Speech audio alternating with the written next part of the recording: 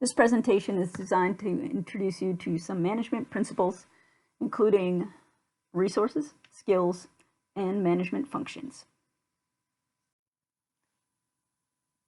There are 4 management resources: human, basically the people that you work with; financial are things like money and revenue streams versus expenses; physical resources include the facility that you work in, that you run, things like computers and desks and so on; and finally, informational resources is the data that helps inform decision making. In addition, there are 3 categories of management skills. The first is technical.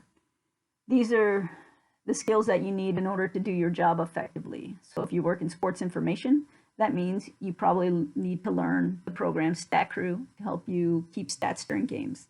The next skill, people and communication, is basically your ability to work in groups, your ability to collaborate, and get your points across clearly. Finally, conceptual and decision-making skills is the idea that you would understand abstract ideas, be able to pull things together, and decision-making is the ability to select alternatives to solve problems. There are 4 management functions: planning, organizing, leading, and controlling, and I'll talk about those each on the next several slides. The first management function is planning. This means that you identify organizational goals and figure out how you're going to achieve them.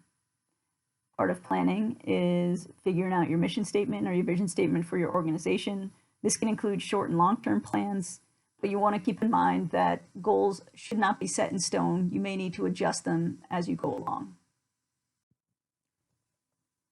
The next management function is organizing.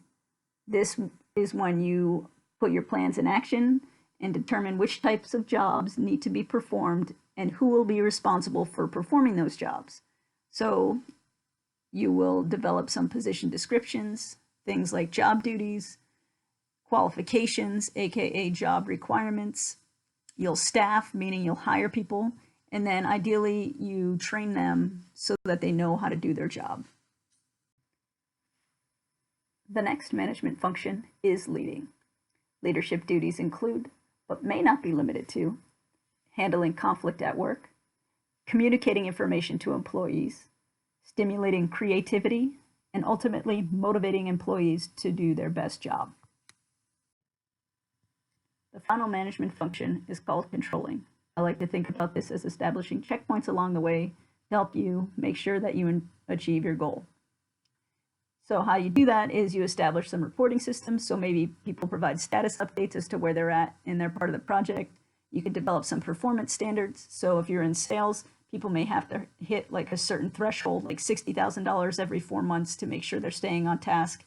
You could also observe your employees actually work to make sure they're doing what they need to. And then finally, you probably want to think about some sort of incentivized system or something in ways that helps you acknowledge the employees that are doing a good job. Good managers need to be able to effectively utilize their resources, leverage their technical, people and communication, and conceptual and decision-making skills, and implement the 4 functions of management: planning, organizing, leading, and controlling.